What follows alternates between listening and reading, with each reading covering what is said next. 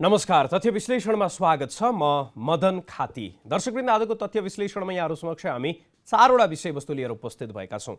आजको पहिलो विषयवस्तु निर्माणसँग सन्दर्भित छ र त्यसै गरी आजको दोस्रो विषयवस्तु पनि, खास गरी योभन्दा अघिल्ला अङ्कहरूमा पनि यहाँहरूलाई हामीले लगातार जानकारी गराउँदै आइराखेका छौँ कि निर्माण क्षेत्रमा रहेको एकाधिकारको कारणले निम्ति राखेका समस्या, त्यो विषयमा हामीले केन्द्रित गराएका छौँ भने आजको तेस्रो विषयवस्तु खास गरी राष्ट्रपतिको सन्दर्भमा, राष्ट्रपति कार्यालयको सन्दर्भमा सन्दर्भित छ। मुख्य गरी त पछिल्लो समय गणतन्त्रको स्थापनापछि नै देशमा एकताको प्रतीकको रूपमा राष्ट्रपतिलाई लिने गरिन्छ, तर राष्ट्रपतिको भूमिकाको सन्दर्भमा पछिल्लो समय जसरी प्रश्नहरू उठिराखेका छन् त्यसै विषयवस्तुलाई समेटेर आजको तेस्रो विषयवस्तु रहनेछ भने आजको चौथो विषयवस्तु अन्तर्राष्ट्रिय सम्बन्धमा केन्द्रित रहेको छ।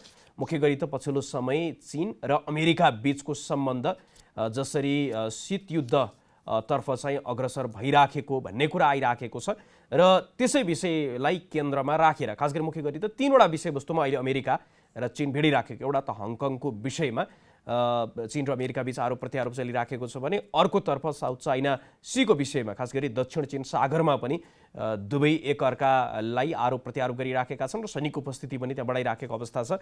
त्यस्तै गरी चीनमा रहेका मुस्लिम, खास गरी उइगुर भनिन्छ, उनीहरूको विषयलाई लिएर पनि तिनीहरूको मानवाधिकारको सम्बन्धलाई पनि अहिले कुरा आइराखेको छ। कोरोनाको विषयमा चलिराखेको बहस त यहाँहरूलाई जानकारी नै छ। आज हामी यिनै विषयमा केन्द्रित रहेर यहाँहरूलाई जानकारी गराउने र विश्लेषण गर्ने विषयको विश्लेषण गर्ने प्रयास गर्नेछौँ।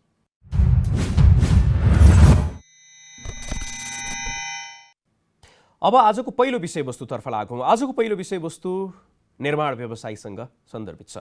आजको पहिलो विषयवस्तुमा यहाँहरू सबैलाई जानकारी भएकै कुरा हो, निर्माण व्यवसायीहरूले ठेक्का लिने तर ठेक्का समयमा त्यो सम्पन्न नगर्ने, आयोजनाहरूको ठेक्का लिइसकेपछि समयमा सम्पन्न गर्दाखेरि त्यसबाट लाभान्वित हुने जति पनि आम नागरिक हुन्छन् उनीहरू लाभान्वित हुन्थे, तर त्यो काम पुरा नगरेर आफ्नो क्षमताभन्दा बढी ठेक्का लिएर अथवा ठेक्का लिँदै गर्दाखेरि पनि त्यसलाई चाहिँ हेलचक्राइपूर्वक सम्पन्न गर्ने, गुणस्तरहीन कामहरू गर्ने यो लगातार बढिराखेको छ। पछिल्लो समय अझै राजनैतिक संरक्षणको आडमा जसरी ठेक्कापट्टाको काम भइराखेको छ र त्यसकै आधार पछिल्लो समय त कोरोनाको जुन स्थिति आइलागेको छ, कोरोनाको कहरको कारणले गर्दाखेरि धेरै निर्माण व्यवसायीहरूलाई एकातर्फ साँच्चैकै मर्माहत भइराखेको अथवा त्यसबाट पीडित भइराखेका पनि छन् भने केही निर्माण व्यवसायी जो हिजोको दिनमा पनि आम नागरिकहरूलाई ठगिराखेका थिए, सरकारलाई पनि ठगिराखेका थिए, उनीहरूलाई यो कोरोना पनि बहाना बनिराखेको छ र आफ्नो निर्माणमा जसरी उनीहरूले जुन कुरा ठेक्का लिएका थिए त्यो सम्पन्न नगर्दाखेरि आम नागरिक पनि त्यसबाट शास्ति खेप्नको लागि बाध्य भएका छन्।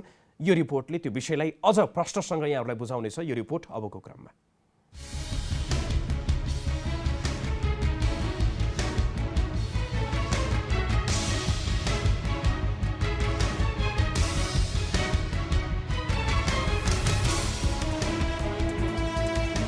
शक्ति र पहुँचको भरमा ठेक्का हत्याउने र काम नगर्ने ठेकेदार मध्ये एक हुन् शारदा प्रसाद अधिकारी। राजनीतिक संरक्षणकै आधारमा काम नगरे पनि छुट पाउने ठेकेदार हुन् उनी। अधिकारीलाई न ऐन नियमबारे ख्याल हुन्छ न त नियमनकारी निकायले कारबाही गर्न सक्छ। सैलुङ कन्स्ट्रक्सनका प्रमुख अधिकारीले धेरै ठेक्का लिएर काम अलपत्र पारेका छन्, जसमध्ये एक हो सूर्य विनायक नगरकोट सडक खण्ड।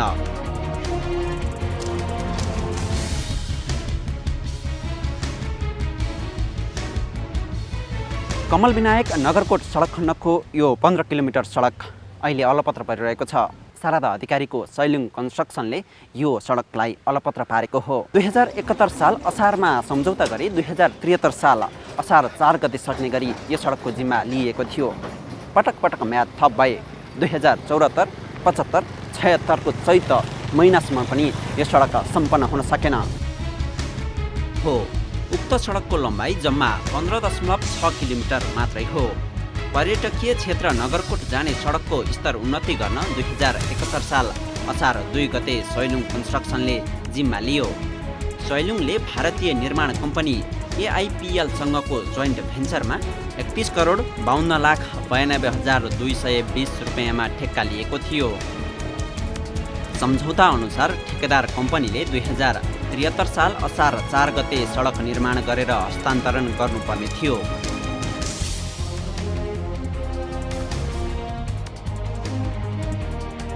सो समयमा काम नसकिएपछि 2074 कार्तिक 4 गतेसम्मका लागि समय थपियो, तर काम सम्पन्न भएन। फेरि 2075 जेठ 30 गतेसम्मको लागि समय थपियो।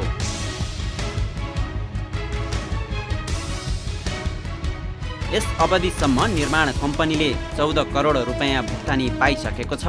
निर्माण कम्पनीले 2076 चैत 17 गतेसम्मको म्याद थप्न माग गरे पनि आयोजनाले यथोचित कारण नभएको भन्दै प्रक्रिया अगाडि बढाएको छैन।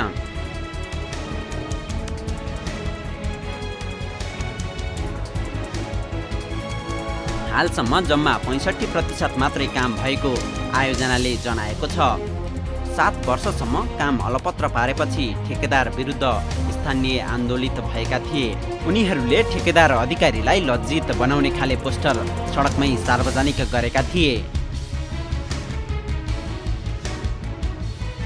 त्यसपछि केही हच्किएर काम सुरु गरेको निर्माण कम्पनीले फेरि कामै गर्न सकेन, जसलाई यो दृश्यले पनि पुष्टि गर्छ।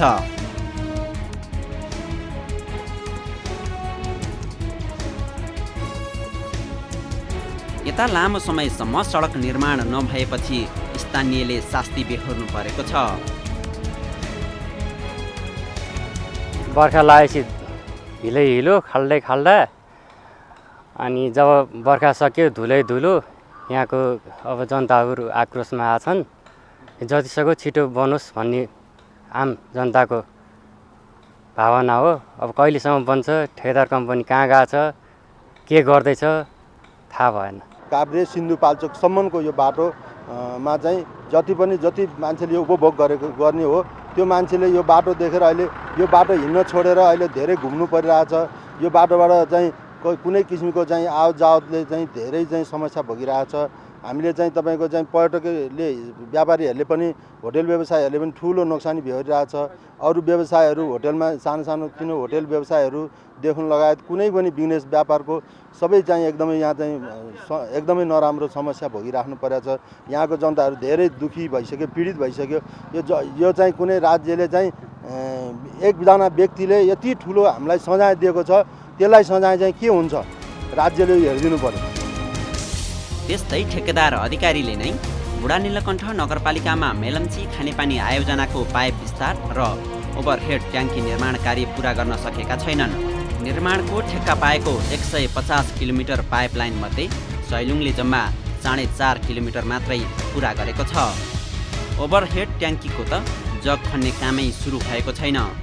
सैलुङले भारतीय कम्पनी CIPLसँग मिलेर 1 अर्ब 41 करोड 69,22,000मा उक्त काम सुरु गरेको थियो। त्यस्तै जगडोल राष्ट्रिय शहीद पार्क सडक निर्माण सुधार आयोजनाको सुन्दर बस्ती आदर्श नगर चुन्नीखेल टुसाल सडक खन्न पनि सैलुङले अलपत्र पारेको छ।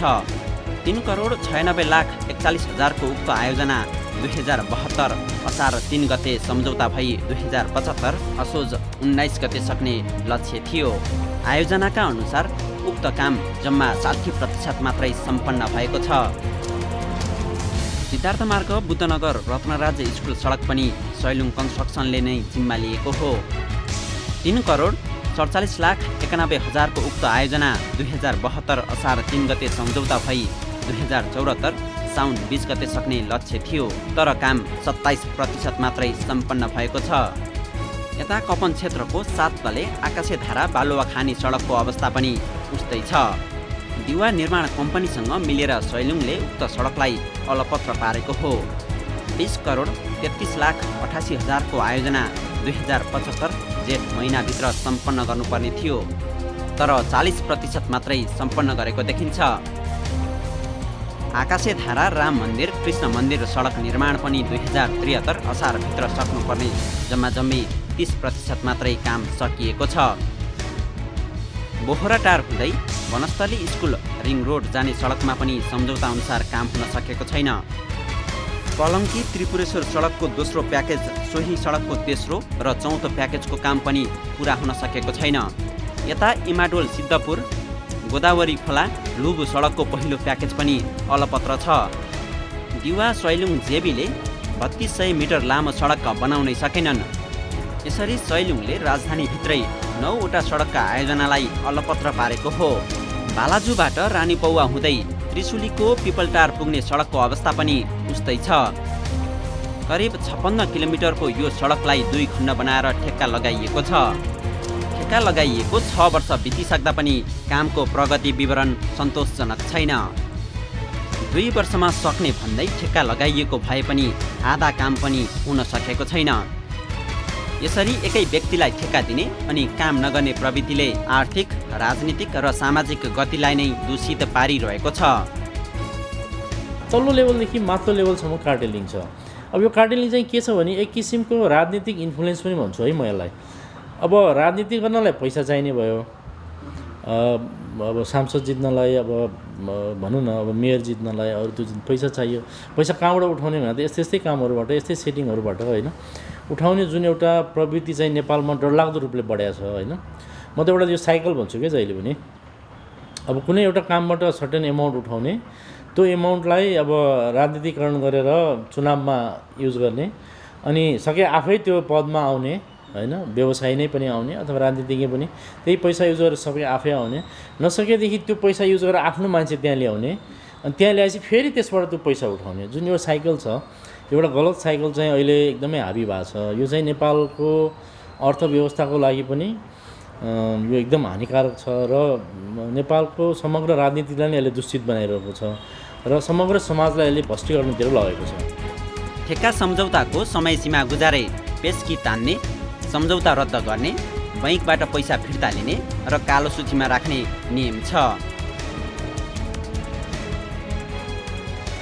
सैलुङले सार्वजनिक खरिद ऐनको धज्जी उडाएको छ।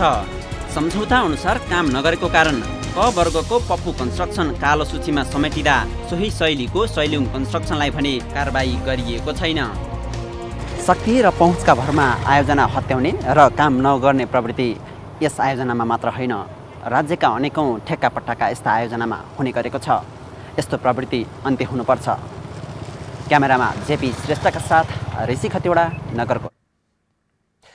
दर्शकवृन्द, एक ठेकेदारले मात्र अथवा एउटा आयोजनामा मात्र यस्तो होइन, नेपालमा यो एउटा प्रवृत्तिकै रूपमा पछिल्लो समय मौलाइराखेको छ। अझै निर्माण व्यवसायी र राजनैतिक नेतृत्व बीचको जुन सम्बन्ध देखिएको छ, जुन साँठगाँठ देखिन्छ, त्यसले पनि अनियमितता अथवा आर्थिक क्षेत्रमा जुन एउटा रोगको रूपमा र समाजलाई नै भ्रष्टीकरणतर्फ उन्मुख गराउनको लागि जसरी यसले पनि सहयोग गरिराखेको छ, यही प्रकृतिका क्रियाकलापहरूले त्यसको चापमा त्यसको त्यो जुन मूल्य, चर्को मूल्य छ, त्यो भने आम नागरिकले आजको दिनमा पनि चुकाउनु परिराखेको छ। योभन्दा अघिल्लो कार्यक्रममा पनि हामीले यहाँहरूलाई निर्माण क्षेत्रमा रहेको एकाधिकारको विषयमा जानकारी गराएका थियौँ। एकाधिकारको कारणले गर्दाखेरि भित्रभित्रै हाम्रो निर्माण क्षेत्र कति पङ्गु भइसकेको छ, कसरी एउटै निर्माण व्यवसायीले आफूले काम गर्न नसक्ने हुँदाहुँदै पनि धेरै निर्माणका, धेरै आयोजनाका ठेक्का लिने, समयमा सम्पन्न गर्न नसक्ने, त्यो एउटा दृष्टान्त यहाँहरू समक्ष प्रस्तुत गर्दैछौँ। हुन त यो विषयमा धेरै कुराहरू आइराखेको छ, तर पछिल्लो समय अख्तियार दुरुपयोग अनुसन्धान आयोगले जसरी कुराहरू बाहिर ल्याइराखेको छ, त्यही प्रतिवेदनमै आधारित भएर यहाँहरू समक्ष खास गरी पप्पू कन्स्ट्रक्सनले जुन आयोजनाहरू समयमा सम्पन्न गर्ने भनेर उसले बाचा गरेको थियो, तर ती बाचाहरू पुरा गर्न नसक्दाखेरि आज अलपत्र परेका जो चाहिँ एकाधिकार निर्माण क्षेत्रमा आफूले सक्ने भन्दा बढी आयोजनाहरू अथवा कतै न कतै रूपमा जति पनि एउटै निर्माण, निश्चित निर्माण व्यवसायीलाई मात्र ठेक्कापट्टा दिने जुन प्रवृत्ति छ, त्यसकै परिणाम निर्माण क्षेत्रमा देखिएको अस्तव्यस्तता यहाँहरू समक्ष प्रस्तुत गर्दैछौँ।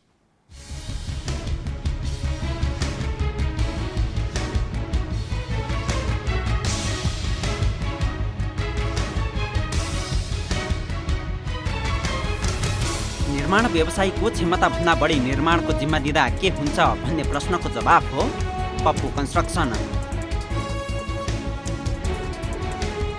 क्षमताभन्दा बढी निर्माणको जिम्मा लिएकै कारण अरबौँका आयोजना अहिले पनि अलपत्र छन्। 2070 असार 24 गते सम्झौता भई 2071 असोज 25 गतेसम्म सम्पन्न गर्नुपर्ने नाला 2 घट्टे खोलाको पुल निर्माणको काम पप्पू रञ्जन जेबीले पुरा गर्न सकेनन्। 2068 असार 31 गते सम्झौता भई 2070 असार 30 गतेसम्म सम्पन्न गर्नुपर्ने हुलाकी राजमार्ग अन्तर्गतको टियर पुलको काम 2072 माघ 30 गतेसम्म समय थप गर्दा पनि पप्पू मोना जेबीले सम्पन्न गर्न सकेनन्। 2071 असार 31 गते सम्झौता भई 2073 असार 30 गतेसम्म सम्पन्न गर्नुपर्ने सप्तरीको माहुली घाडन खोला पुलको वाल फाउन्डेसन ब्रिजको काम 2074 असार 29 गतेसम्म म्याद थप गर्दा पनि पप्पू मृत सञ्जीवनी निर्माण जेबीले काम सम्पन्न गर्न सकेनन्। 2073 असार 31 गते सम्झौता भई 2076 असार 30 गतेभित्र सम्पन्न गर्नुपर्ने रौतहटको चाँदी नदी पुलको काम पप्पू शिवराम जेबीले सम्पन्न गर्न सकेनन्। 2062 असार 29 गते सम्झौता भई 2064 असार 28 गते सम्पन्न गर्नुपर्ने जिल्ला अस्पताल गौरको भवन निर्माणको काम united Pappu DS construction Vinayak builder जेबीले सम्पन्न गर्न सकेनन्। 2071 असार 31 गते सम्झौता भई 2074 असार 30 गतेसम्म सम्पन्न हुनुपर्ने उदयपुरको गिदेरी खोला पुल 2075 असार 31 गतेसम्म म्याद थप गर्दा पनि पप्पू मृत सञ्जीवनी जेबीले सम्पन्न गर्न सकेनन्। 2071 असार 24 गते सम्झौता भई 2074 असार 25 गते सम्पन्न हुनुपर्ने रौतहट स्थित टिकुलिया घाटको प्रिकास्ट आरसीसी ग्रिडर ब्रिजको काम पुरा हुन सकेन। 2068 साउन 27 गते सम्झौता भई 2070 साउन 26 गते सम्पन्न गर्नुपर्ने वर्षा स्थित तिलाबे खोलामा पुलको काम 2075 फागुन 14 गतेसम्म म्याद थप्दा पनि पप्पू कन्स्ट्रक्सनले काम सम्पन्न गर्न सकेन। 2064 असार 20 गते सम्झौता भई 2067 वैशाख 31 गतेसम्म सम्पन्न गर्नुपर्ने झापा स्थित कन्काई पुलको काम 2074 असार 20 गतेसम्म समय थप्दा पनि पप्पू महादेव जेबीले सम्पन्न गर्न सकेनन्। 2071 असार 29 गते सम्झौता भई 2074 पुस 29 गते सम्पन्न गर्नुपर्ने त्रिशुली नदीको स्पान कम्पोजिटको काम पप्पू कन्स्ट्रक्सनले सम्पन्न गर्न सकेन। 2071 असार 30 गते ठेक्का सम्झौता भई 2073 पुस 30 गते सम्पन्न हुनुपर्ने तातु नदी पुल कुर्था साम्सी र बक्स कलभट बानीगामको काम पप्पू दिवा एन्ड ढुक्कुछु म्याङलुङ जेबीले सम्पन्न गर्न सकेनन्। 2068 असार 29 गते ठेक्का सम्झौता भई 2069 पुस 28 गते सम्पन्न हुनुपर्ने मध्य पहाडी राजमार्ग अन्तर्गत हाङसाङ र चोलु खोलाको पुल 2070 पुस 26 गतेसम्म म्याद थपिँदा पनि पप्पू नेपाल प्रगति जेबीले सम्पन्न गर्न सकेनन्। 2071 साउन 9 गते सम्झौता भई 2075 असार 3 गते सम्पन्न हुनुपर्ने काठमाडौँको तिनकुने स्थित बागमती नदीको नेटवर्क आर्ट ब्रिजको काम पप्पू कन्स्ट्रक्सनले तलपत्र पार्यो। 2071 असार 31 गते सम्झौता भई 2073 पुस 30 गतेसम्म सम्पन्न हुनुपर्ने जनकपुर स्थित रातो नदी पुलको काम पप्पू दिवा जेबीले सम्पन्न गर्न सकेनन्। 2071 असार 25 गते सम्झौता भई 2073 असार 24 गते सम्पन्न हुनुपर्ने भैरहवाको डोन्डा पुलको काम पप्पू बागमती जेबीले सम्पन्न गर्न सकेनन्। 2065 असोज 12 गते सम्झौता भई 2068 असार 13 गते सम्पन्न गर्नुपर्ने धरान चतरा हेटौँडा मार्गको सिन्धुली हतपते स्थित कमला नदी पुल निर्माण 2074 साउन 15 गतेसम्म समय थप्दा पनि पप्पू लुम्बिनी जेबीले काम सम्पन्न गर्न सकेनन्। यी त पप्पू कन्स्ट्रक्सन र उक्त कम्पनीसँग संयुक्त रूपमा काम गर्ने ठेकेदारले मात्रै अलपत्र पारेका आयोजना भए। 2 अर्ब 26 करोड 15 लाख 5 हजार रुपियाँ बराबरका आयोजना अलपत्र हुनुमा निर्माण व्यवसायी मात्र दोषी छैनन्। यी आयोजना उक्त कम्पनीलाई दिनेदेखि त्यसको अनुगमनकारी निकाय पनि उत्तिकै जिम्मेवार छन्। दर्शकवृन्द, जुन निर्माण व्यवसायीले यी आयोजनाहरू अलपत्र पार्यो ती निर्माण व्यवसायीहरूमध्ये केही निर्माण व्यवसायीलाई त आजको दिनमा कालो सूचीमा पनि राखिएको छ। तर निर्माण व्यवसायी मात्रको गैर जिम्मेवारीले यो प्रकृतिको अस्तव्यस्तता लथालिङ्ग सम्भव होला भन्ने कुरामा चाहिँ प्रश्न उठेको छ। किनकि त्यहाँ सरकारी निकायहरू जो निरन्तर अनुगमन गर्नुपर्ने अथवा कन्सल्ट्यान्टको कुराहरूदेखि लिएर बारम्बार त्यो डिजाइनको कुराहरू पनि आइराखेका हुन्छ। यो विषयमा चाहिँ सरकारले के गरिराखेका छ भन्ने प्रश्न पनि आजको दिनमा यो प्रश्नको जवाफ खोज्ने हामी प्रयास गर्नेछौँ र त्यसमा कतै न कतै राजनैतिक नेतृत्व र निर्माण व्यवसायी बीच हुने जुन अपवित्र त्यो साँठगाँठको स्थिति छ त्योसँग जोडिएका विभिन्न पाटोहरू पनि आगामी कार्यक्रमहरूमा यहाँहरू समक्ष हामी प्रस्तुत गर्नेछौँ। अब आजको तेस्रो विषयवस्तुतर्फ लागौँ।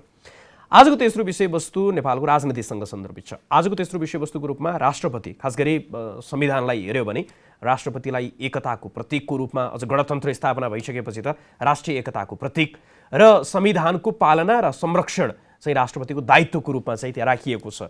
त्यस्तै गरी आलङ्कारिक संवैधानिक राष्ट्रपतिका शब्दावली पनि बारम्बार प्रयोग हुने गरेका छ।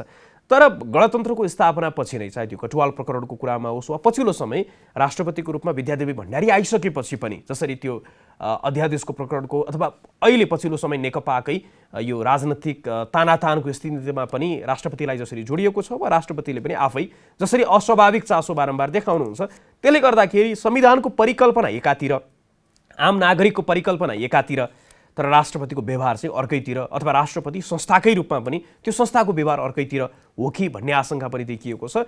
यही विरोधाभासलाई चाहिँ हामीले यो रिपोर्ट मार्फत खेलाउने प्रयास गरेका छौँ।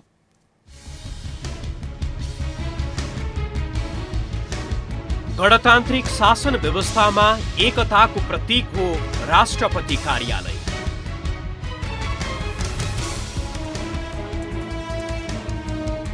राष्ट्रपतिमा निर्वाचित भएपछि व्यक्ति आफैमा संस्था बन्छ। राष्ट्रपति एक व्यक्ति मात्र नभएर आफैमा संस्था हो। राष्ट्रिय एकतालाई प्रवर्धन गर्नु, संविधानको पालना र संरक्षण गर्नु राष्ट्रपतिको कर्तव्य हो।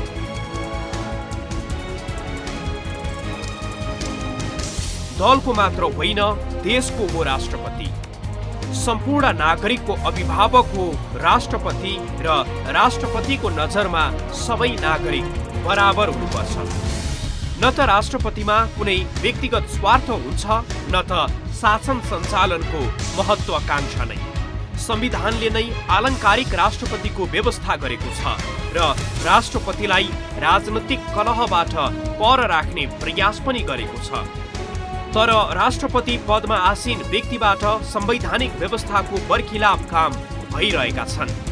कटुवाल प्रकरणदेखि नेकपाको विवादमा राष्ट्रपतिको अस्वाभाविक चासोसम्म आइपुग्दा राष्ट्रपतिको व्यवहार संविधानले परिकल्पना गरेको भन्दा फरक देखिन्छ, जसले राष्ट्रपति संस्थाकै गरिमालाई क्षति पुर्याइरहेको छ।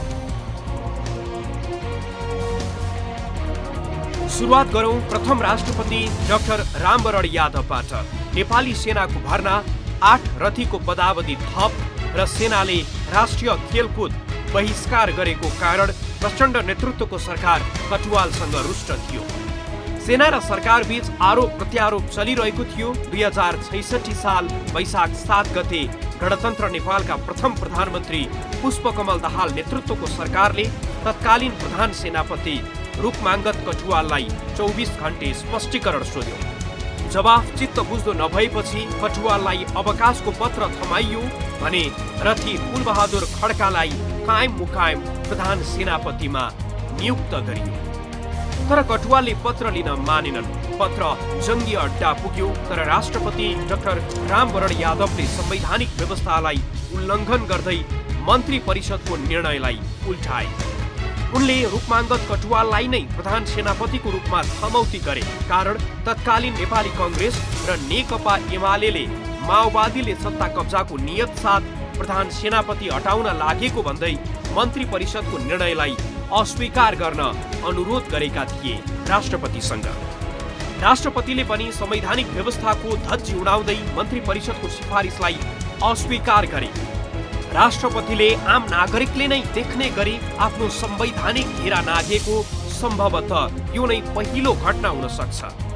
राष्ट्रपतिमा डाक्टर रामवरण यादवको ठाउँमा विद्यादेवी भण्डारी आए पनि संविधानको उल्लङ्घनको क्रम अझै रोकिएको छैन, बरु बढिरहेको छ। राष्ट्रपति चाहिँ नि हाम्रो संविधानले माने अनुसार चाहिँ नि एउटा सबैको आस्थाको केन्द्र के आस्थाको केन्द्र देशमा राष्ट्रिय एकताको प्रतीकको रूपमा मानिन्छ, बुझ्नु भएन। राष्ट्रपतिमा चुनिसकेपछि त्यो जुनसुकै पार्टीबाट आएको त्यो पार्टीको सदस्य पनि रहँदैन, त्यो कुनै पार्टीप्रति कसैप्रति झुकाव रहँदैन उहाँको। त्यो हामीले देखिरहेका छौँ नि। राष्ट्रपतिको चाहिँ अब धर्मनिरपेक्ष देश भएको हुनाले मुसलमानको चाडपर्व पनि उहाँले शुभकामना दिनुहुन्छ, हिन्दूको चाडपर्व पनि शुभकामना दिनुहुन्छ, इसाईको चाडपर्व पनि शुभकामना दिनुहुन्छ, सबैको कल्याण होस् भन्नुहुन्छ नि त। त्यस्तो संस्थाले चाहिँ नि कुनै पार्टीको क्रियाकलापमा चाहिँ नि भाग लिनु चासो राख्नु हुँदैन। अब यहाँ के देखिरहेको छ भनेदेखि अब नेकपा पार्टीका दुईटा अध्यक्षहरूमा चाहिँ बिचमा विवाद आयो। त्यो विवाद आइसकेपछि उहाँ कहाँ गएर चाहिँ नि सुलह भयो, सहमति भयो भनेर आइरहेको छ होइन। राष्ट्रपतिले कसैलाई सहमति गराउने होइन, जेसुकै गरौँ न, पार्टीमा झगडा गरौँ, जे गरौँ त्यो त पार्टीको कुरा हो। तिमीहरू झगडा नगरौँ मिल भन्ने होइन। अनि राष्ट्रिय रूपमा कुनै समस्या आयो, बाढी पहिरो आयो, के आयो भने राष्ट्रले लाग्नु पऱ्यो है, सरकारले लाग्नु पऱ्यो है, र अरू जनताले पनि सबैले सहयोग गर्नु पऱ्यो यो अवस्थामा भन्ने, आफूले पनि व्यक्तिगत रूपमा सकेको सहयोग गर्ने, सबैलाई आह्वान गर्ने काम त्यो हो राष्ट्रपतिको काम। पछिल्लो उदाहरण नेकपाको आन्तरिक विवादमा राष्ट्रपति विद्यादेवी भण्डारीको अस्वाभाविक चासो पनि हो। हुन त मङ्सिर 4 गते प्रधानमन्त्री, नेकपा अध्यक्ष केपी शर्मा ओली र नेकपाकै कार्यकारी अध्यक्ष पुष्पकमल दाहाल बीच भएको सहमतिमा राष्ट्रपति साक्षी बसेको बताइन्छ। जति बेला केपी र प्रचण्ड बीच एकले सरकार अनि अर्कोले पार्टी सञ्चालन गर्ने सहमति भएको थियो। दलीय राजनीतिबाट टाढा हुनुपर्ने संस्थामा आसीन व्यक्ति नै यसरी पदको भागभण्डामा साक्षी बस्नु कति पनि शोभनीय विषय थिएन। तर त्यसले निरन्तरता पाइरहेकै छ। राष्ट्रपतिकै मध्यस्थतामा भएको भनिएको सहमति कार्यान्वयन नहुँदा नेकपामा बबन्डर मचिएको छ। अहिले पनि पार्टीको आन्तरिक विवादमा राष्ट्रपतिलाई मुछ्ने काम भइरहेको छ। प्रधानमन्त्री केपी शर्मा ओलीले हठात संसद अधिवेशन अन्त्यको पछाडि राष्ट्रपति विरुद्ध भएको भनिएको षड्यन्त्रलाई कारण बताए। उता राष्ट्रपतिले पनि संसद अधिवेशन अन्त्य सम्बन्धी मन्त्री परिषदको निर्णयलाई बिजुलीको रफ्तारमा अनुमोदन गरिन्। दल विभाजन सम्बन्धी अध्यादेशको विषय होस् वा संवैधानिक निकायमा नियुक्तिको सम्बन्धमा फेरबदलका लागि ल्याइएको अध्यादेश, दुवै अध्यादेश संविधानको मर्म र भावना विपरीत थिए। तर पनि राष्ट्रपतिबाट दुवै अध्यादेश बिजुलीकै रफ्तारमा अनुमोदन गरियो। हुन त आलङ्कारिक राष्ट्रपतिको कर्तव्य नै मन्त्री परिषदको सिफारिसलाई सदर गर्नु हो, तर मन्त्री परिषदबाट बारम्बार संविधानको मर्म विपरीतका सिफारिस हुँदा पनि राष्ट्रपतिले एकपछि अर्को त्यस्ता विषयमा प्रधानमन्त्रीलाई संविधानको मर्म र भावना स्मरणसम्म गराउन उचित नठान्नु दुःखद हो। उहाँ त अब के भने नेकपा पार्टीको पहिलेको एमालेको सदस्य होइन नि त। त्यो सदस्य हुनु हो भने त राष्ट्रपति छोडिदिनु पर्यो। राष्ट्रपति छोडेर अनि सक्रिय रूपमा आउनु पर्यो। र उहाँलाई कतिपय कुरामा अब प्रत्यक्ष अप्रत्यक्ष रूपमा त के भने राष्ट्रपतिलाई कार्यकारी अधिकार दिने भन्ने कुरा पनि आइरहेको छ। त्यो अधिकार आएको पनि के भने हाम्रो कार्यकारिणी प्रमुखबाट आएको, फेरि अरूबाट आएको होइन। त त्यस हिसाबले चाहिँ नि राष्ट्रपतिको चाख चाहिँ नि यो सक्रिय राजनीति र सक्रिय शासनपट्टि गएको भन्ने देखियो त्यो। र अनि अहिले जुन क्रियाकलाप भइरहेछ त्यो राष्ट्रपतिको क्रियाकलाप चाहिँ नि त्यो संविधान अनुकूल छैन र जसले हेर्दाखेरि पनि त्यो चाहिँ राम्रो देखिन्न कि। यसरी राष्ट्रपतिले गर्दाखेरि चाहिँ त त्यो संस्थाको बदनाम हो बाबा। हामी त कुनै व्यक्तिलाई मान्दैनौँ कि त्यो राष्ट्रपति, त्यो अहिलेको राष्ट्रपति जति नियुक्ति भइरहेछन् त्यो योग्यताले क्षमताले भयो भएन त्यो आफ्नो ठाउँ छ। त्यो जनताले मूल्याङ्कन गर्ने आदि कुराहरू हो। पार्टीले ल्याइसकेपछि सक्यो कुरो, कसैले बोल्ने ठाउँ छैन। अब योग्यताको क्षमता हेर्ने हो भने त त्योभन्दा अरू योग्य मान्छे नि थियो होला नि कि। त त्यसमा विवाद कुरो होइन। तर जुन क्रियाकलाप छ क्रियाकलापले चाहिँ नि यो चाहिँ नि संविधान अनुकूल र शासन अनुकूल र सकारात्मक छैन। जबकि देशमा संवैधानिक राजतन्त्र हुँदा राजाले संविधानको मर्म विपरीत लाग्ने सिफारिसमा सर्वोच्च अदालतको सल्लाह मागेको नजिर नै छ। राष्ट्रिय एकताको प्रवर्धन, संविधानको पालना र संरक्षण गर्नुपर्ने राष्ट्रपतिमाथि नै विभिन्न नियुक्तिमा अस्वाभाविक चासो राखेको आरोपदेखि संसदमै पनि राष्ट्रपतिको भूमिकामाथि प्रश्न उठ्नु राम्रो संकेत होइन। त्रिभुवन विश्वविद्यालयको उपकुलपतिको लागि शिक्षा मन्त्री नेतृत्वको सर्च कमिटीले राष्ट्रपति विद्यादेवी भण्डारीका निजी चिकित्सक तथा नाता पर्ने धर्मकान्त बास्कोटा सहित 3 जनालाई 2076 असोजमा सिफारिस गरेको थियो। 2076 कार्तिक 7 मा मन्त्री परिषद बैठकले धर्मकान्त बास्कोटालाई नै नियुक्त गर्यो, जसमा राष्ट्रपतिको दबाव र प्रभावले पनि काम गरेको आशंका गरिन्छ। त्यति मात्र होइन, राष्ट्रपतिले नेपथ्यमा रही कार्यकारी अधिकार प्रयोगको प्रयास गर्नु अनि राजनैतिक दलदेखि सरकार स्वयंले पनि राष्ट्रपति जस्तो संस्थालाई दलीय विवादमा तान्न उद्धत हुनु झन गम्भीर विषय बनेको छ। राष्ट्रपतिको अस्वाभाविक सक्रियता र त्यही सक्रियतालाई मलजल र प्रोत्साहित गर्ने दलीय प्रयासले गणतान्त्रिक शासन व्यवस्थाको धज्जी उडाएको छ। यति बेला दर्शकवृन्द, अहिले पनि नेकपाको बवण्डर टुङ्गिसकेको अवस्था छैन। कतै न कतै यो बवण्डरको अहिले जुन स्थिति देखा परिराखेको छ र यो विषय आजको दिनमा चाहे त्यो संसद अधिवेशनको हठात रूपमा गरिएको अन्त्यको प्रसङ्ग होस्, त्यससँग राष्ट्रपतिलाई पनि जोडिएको विषय होस्, एकातर्फ दलीय राजनीतिबाट टाढा हुनुपर्ने संस्था र व्यक्ति, अर्कोतर्फ त्यही संस्था र व्यक्ति फेरि सक्रिय राजनीतिको लागि पनि नेपथ्यबाट गरिराखेको प्रयासको सन्दर्भमा विभिन्न टीका टिप्पणी उठिराख्दाखेरि आम नागरिकको आस्थाको केन्द्र, खास गरी एकताको प्रतीक पनि र त्यसको साथसाथमा गणतन्त्र नेपाल भइसकेपछि संविधानको संरक्षण र पालनकर्ताको हैसियतमा पनि जुन संविधानले परिकल्पना गरिराखेको छ त्यही रूपमा अगाडि बढ्दा नै आजको दिनमा गणतन्त्र नेपालको लागि, त्यसलाई संस्थागत गर्नको लागि त्यसले सहयोग गर्नेछ। र अब आजको अन्तिम विषयवस्तुतर्फ लागौँ। आजको अन्तिम विषयवस्तु अमेरिका र चीन बीचको विवादको वा वाकयुद्धको विषयमा रहेको छ। हुन त अमेरिका र चीन बीच पछिल्लो समय एकअर्काका कन्सुलेट बन्द गर्न आदेश दिने र बन्द भइराखेको अवस्था पनि छ।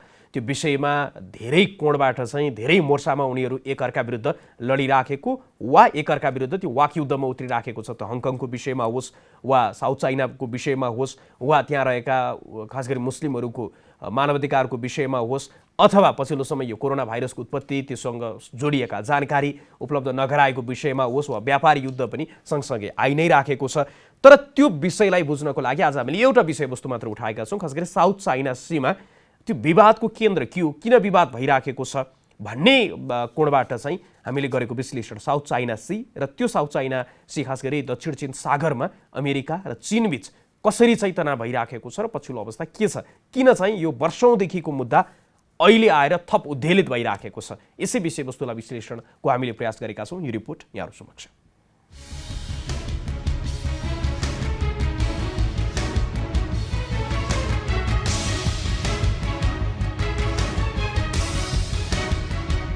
भनिन्छ अबको विश्व एसियाको हुनेछ र एसियामा जसले दक्षिण चीन सागरमा प्रभुत्व जमाउन सक्नेछ उही नै एसियाको शक्तिशाली बन्नेछ। 11 बिलियन ब्यारेल तेल, 190 ट्रिलियन क्युबिक फिट प्राकृतिक ग्यासको खानी हो दक्षिण चीन सागर।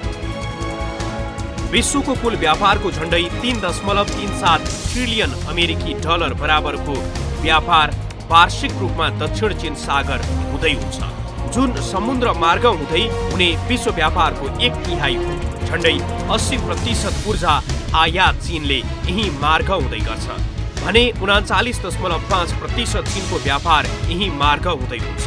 माछा मार्ने कामका लागि पनि दक्षिण चीन सागर निकै उपयोगी मानिन्छ। दक्षिण चीन सागरको यही रणनीतिक महत्त्वको कारणले गर्दा नै अहिले यसको स्वामित्वलाई लिएर विवाद भइरहेको हो। चीन र ताइवानको दक्षिणमा, भियतनामको पूर्वमा, मलेसिया र ब्रुनाईको उत्तरमा अनि फिलिपिन्सको पश्चिममा रहेको सागर नै दक्षिण चीन सागर हो। यहाँ ससाना धेरै द्वीपहरू रहेका छन्। पारासेल द्वीपहरू, स्पार्टली द्वीपहरू र स्कार्बरो सोल मुख्य हुन्। हङकङ, दक्षिण चीन सागर, चीनमा रहेका मुस्लिमको मानव अधिकारको विषयलाई उठाएर चीनलाई अमेरिकाले घेर्न सक्दो प्रयास गरिरहेको छ। यिनै विषयमा आरोप प्रत्यारोप चलिरहेको बेला अमेरिकी विदेश मन्त्री माइक पोम्पियोले दक्षिण चीन सागरको स्वामित्वलाई लिएर भइरहेको विवादमा चीनका सबै दाबीलाई खारेज गरेपछि चीन अमेरिका तनावको नयाँ केन्द्र अब दक्षिण चीन सागर बन्दैछ।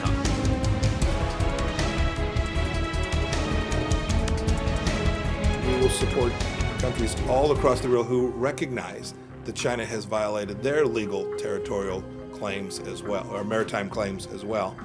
And we'll go provide them the assistance we can, whether that's in multilateral bodies, whether that's in ASEAN, whether that's through legal responses. We'll use all the tools we can.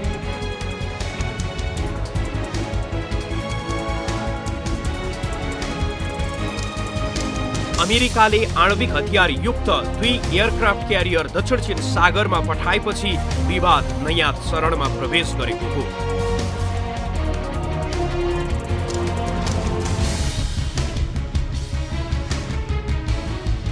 हुन त चीनसँगै Vietnam, Philippines, Malaysia, Taiwan र Brunei पहिलेदेखि नै विवाद गरिरहेका छन् दक्षिण चीन सागरलाई लिएर। दक्षिण चीन सागरको झण्डै 80% भूभागमा चीनको दाबी छ। उसले आफ्नो दाबीलाई थप मजबुत पार्नको लागि सन् 1947 मा नयाँ नक्सा पनि जारी गर्यो। नक्सामा रहेका 9 ग्यास लाइन भित्र रहेका सम्पूर्ण भूभागलाई चीनले आफ्नो अभिन्न अङ्ग मान्ने गरेको छ। यही तर्कलाई बलियो बनाउनको लागि चीनले मानव निर्मित द्वीपहरू पनि निर्माण गरिरहेको छ। निरन्तर पेट्रोलिङ पनि जारी राखेको छ। तर चीनको दाबीसँग भियतनाम, मलेसिया, ब्रुनाई, फिलिपिन्स र ताइवान सहमत छैनन् र अहिले त अमेरिका पनि आक्रामक रूपमा चीनको विरुद्ध उभिएको छ। भियतनामको तर्क छ चीनले अहिले जुन क्षेत्र आफ्नो भनी दाबी गरेको छ त्यस क्षेत्रमा सन् 1940 भन्दा अघिसम्म चीनको कुनै दाबी थिएन। 17औं शताब्दीदेखि नै सन् 1940 सम्म पारासेल र स्पार्टली द्वीपहरूमा भियतनामले आफ्नो स्वामित्व रहेको बताएको छ र त्यसलाई पुष्टि गर्ने पर्याप्त प्रमाण पनि आफूसँग भएको भियतनामको दाबी छ। त्यस्तै फिलिपिन्सको पनि आफ्नै दाबी रहेको छ। स्कार्ब्रो सोल जुन फिलिपिन्सबाट 100 माइलको दूरीमा छ भने चीनबाट 500 माइल। त्यसकारण पनि फिलिपिन्स स्कार्ब्रो सोल आफ्नो भएको दाबी गर्छ। उता मलेसिया र ब्रुनाई पनि united nation convention on the law of C को आधारमा दक्षिण चीन सागरका केही द्वीप आफ्नो विशेष आर्थिक क्षेत्र भएको दाबी गरिरहेका छन्। ब्रुनाईको दाबी त्यति मुखर नभए पनि मलेसिया भने स्पार्टलीका केही द्वीपहरूमा आफ्नो दाबी गरिरहेको छ।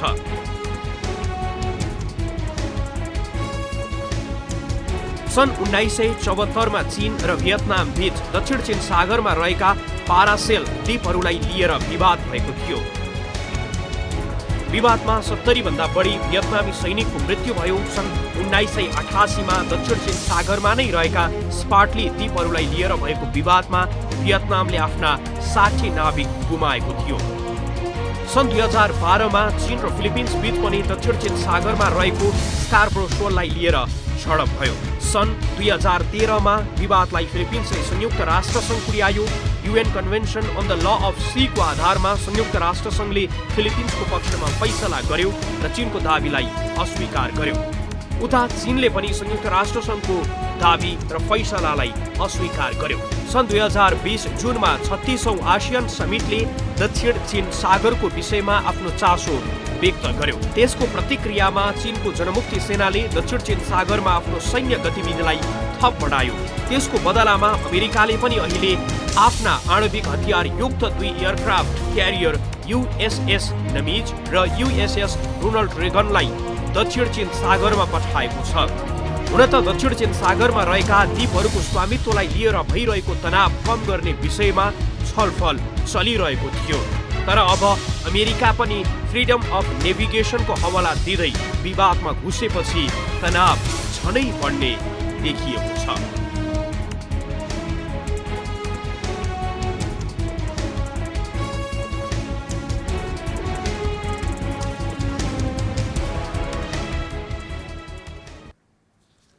अवस्था आजको लागि तथ्य विश्लेषणलाई निर्धारित समय सकिएको छ। जनताद्वारा जनताका लागि प्रसारित जनता टेलिभिजन हेरिरहनुहोस्। नमस्कार।